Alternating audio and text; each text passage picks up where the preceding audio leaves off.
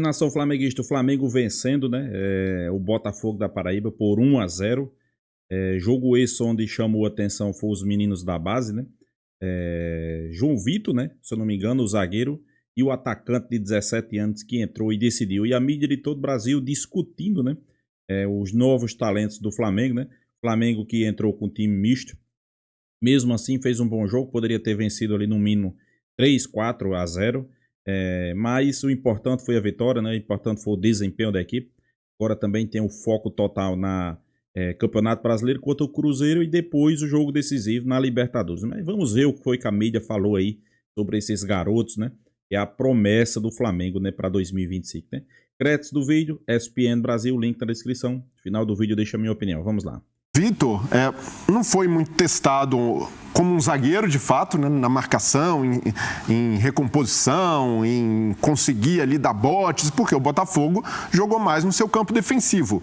Mas em algo que o Filipe Luís valoriza muito, que é o zagueiro que sabe construir, o João Vitor foi muito bem. Outro camisa 10 da zaga. Não, pois é, com essa característica do Léo Ortiz, de bom passe, boa visão de jogo, de conseguir quebrar linhas adversárias e com 18 anos, mostrando maturidade. É claro que jogar num time bem organizado facilita muito as coisas para quem está subindo da base, mas o Filipe Luís, ao falar sobre o Joshua, disse que o Flamengo ganhou um reforço, porque ele tem mostrado potencial nos treinos, por isso ganhou oportunidade no time principal, mas para mim o Flamengo ganhou 2 reforços. Além do Joshua, o João Vitor mostrou que tem potencial para ganhar mais minutos, não para ser titular, porque o Flamengo tem zagueiros mais experientes e melhores, né, mais consolidados, como Léo Pereira, Léo Ortiz, o Danilo. Mas é até legal para o garoto ter esses companheiros ali para ele se espelhar, para ele aprender.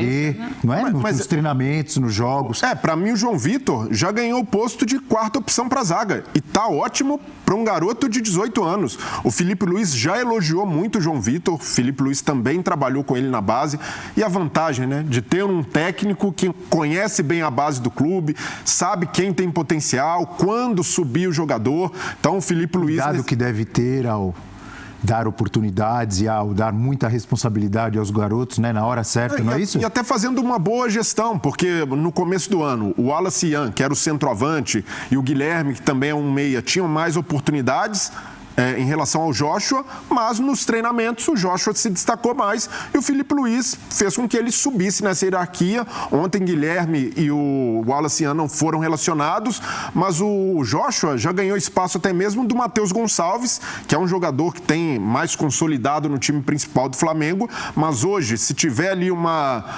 ausência do Arrascaeta ou muitos problemas de desfalques, eu não tenho dúvida que o Joshua ganhou pontos para o Filipe Luís, para que o Filipe Luís confie nele para esse tipo de desafio, assim como o João Vitor. Então é mais o uso da base é mais um argumento que reforça a escolha pelo Filipe Luís, porque é um técnico que já conhece esses garotos e que, em comparação a um técnico estrangeiro, a um técnico mais cascudo e mais rodado, tem muito mais sabedoria e muito mais boa vontade em utilizá-los, e o Flamengo nesse ponto acertou. É uma evolução também de mentalidade do clube, de não só formar e vender, como o Flamengo tem vendido bem esses jogadores, mas que eles deem um retorno ao time principal, em que eles sejam jogadores mais utilizados e com maior minutagem. O Flamengo jogou ontem, obviamente, como visitante, né?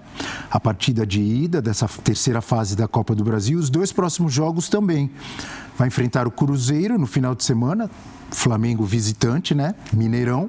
E depois vai à Argentina enfrentar o Central Córdoba pela Libertadores. Eu pergunto para os amigos e para vocês que estão nos assistindo, vocês têm ideia de qual foi a última derrota do Flamengo como visitante? Eu ia dizer, e agora perdeu a graça porque a tela tá ali embaixo. Que o Filipe Luís não perdeu fora. Isso eu tinha certeza. Foi com o Tite ainda em setembro do ano passado. A última vez que o Flamengo perdeu como visitante foi em setembro. Não dá para se cobrar postura e padrão do time. Isso se manteve e mostra também como dá frutos ter um treinador que tem uma ideia bem definida de jogo. O Filipe Luís é isso daí. Desde que ele assumiu o Flamengo, ele falou: meu time vai jogar com a bola, o meu time vai ser agressivo, o meu time vai perder e pressionar para tentar roubar a bola logo em seguida, e isso se mantém independentemente dos jogadores que ele utilize. É claro que vai ter oscilação na temporada, é claro que vai ter jogo em que a bola não vai entrar como não entrou ontem, e isso é algo a ser trabalhado pelo Filipe. Não pode se conformar que o time crie e perca muitos gols, mas, por outro lado, eu vejo que há um ponto muito positivo desse Flamengo, que é poder utilizar de fato o elenco, porque a base do time está muito bem consolidada. Então, a gente fala que os treinadores, às vezes, também não utilizam o elenco da melhor forma possível. Ontem, num jogo de Copa do Brasil, fora de casa, Filipe Luís fez o correto. Rodar os jogadores, e fica muito mais fácil fazer isso quando o coletivo responde bem, quando o time é bem treinado. É porque time que sabe o que o técnico quer e como quer jogar, independe dos nomes dos jogadores. Isso acontecia com o Corinthians do Tite, quando muitas vezes fez bons jogos com um time considerado reserva ou misto. Acontecia em outros tempos com o São Paulo do Tele, quando tinha o seu expressinho, com o banguzinho do Filipão no Grêmio. Quando você tem uma ideia de jogo, fica mais fácil você jogar com os não titulares. O Palmeiras foi campeão brasileiro em 2018, né, com o Felipão mesmo. Isso. Ele tinha dois times, um time que jogava Libertadores, que parou na semifinal quando foi eliminado por Boca Juniors, se não me engano, o Boca Juniors de Benedetto, em boa fase, né? E foi campeão com o time B. O time que a gente botava tinha menos Lucas fé Lima, foi o campeão brasileiro. Era o time B do Palmeiras, era outro uma time. defesa. Tinha Lucas Lima, Daverson e companhia. Mike jogando muito. Mike. E achou a defesa do time reserva. Exatamente. Campeão brasileiro. O Filipe Luís ontem fez uma crítica muito plausível à logística do jogo, porque houve a venda do mando de campo por parte do Botafogo para São Luís, e a gente sabe que o Flamengo tem uma torcida gigantesca no Maranhão. Então Inclusive, a torcida fez uma festa gigantesca na chegada do Flamengo, né? Mesmo de madrugada, a torcida estava lá apoiando, chamou a atenção da mídia, né? De todo mundo. Mesmo o Flamengo chegando de madrugada, a torcida apoiando, né? Lotou o aeroporto, fez carreata. Isso aí abriu os olhos. Será que realmente o Flamengo tem uma torcida terceirizada, né? O que a mídia gosta de dizer, né? Nada a ver, né, pessoal? A torcida lotou ali na recepção, hotel, e isso, pelo fato do Flamengo não ter se preparado para essa recepção, causou atrasos na chegada ao hotel, chegada do aeroporto, nos deslocamentos, e o Filipe falou: a nossa logística foi horrível. Então, é importante também o Flamengo se atentar para esses detalhes, porque isso interfere no período de descanso, de concentração dos jogadores, às vezes até mesmo na preleção do técnico. Ele precisa fazer mais corrido ali porque houve esse tipo de atraso.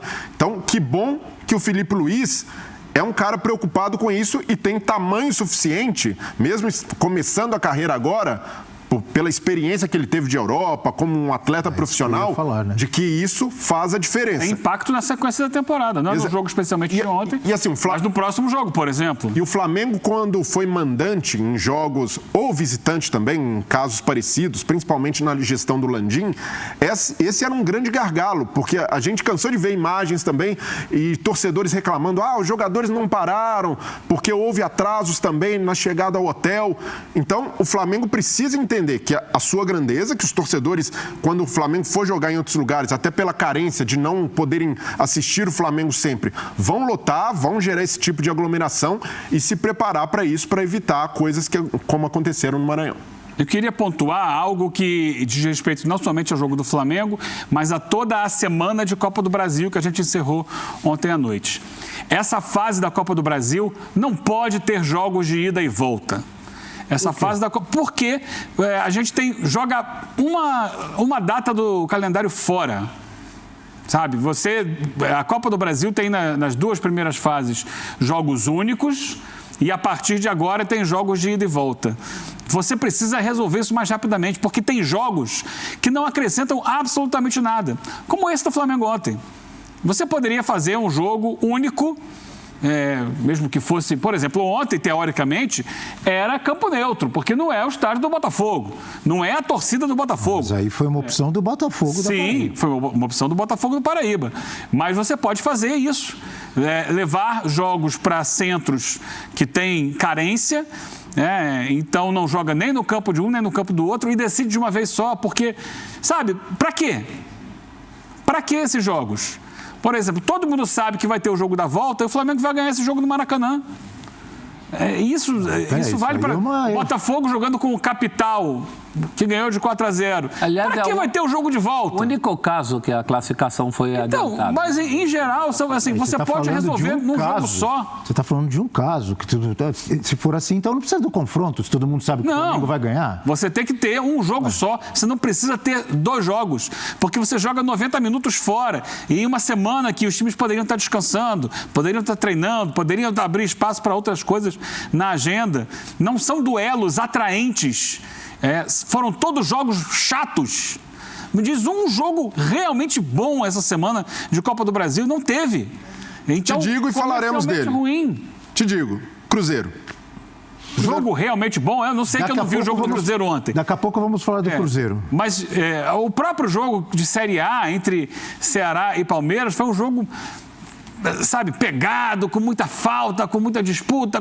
Mas isso tem em todas as competições. Mas eu concordo com o Eugênio. Isso tem no brasileiro também. Você está jogando fora uma data do calendário para espetáculos pouco atraentes. A maioria dos jogos foi ruim.